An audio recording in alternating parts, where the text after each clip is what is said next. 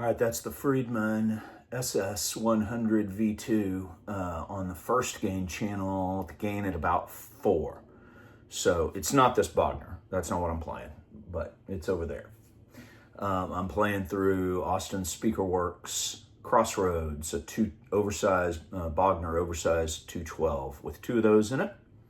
And this is my R9.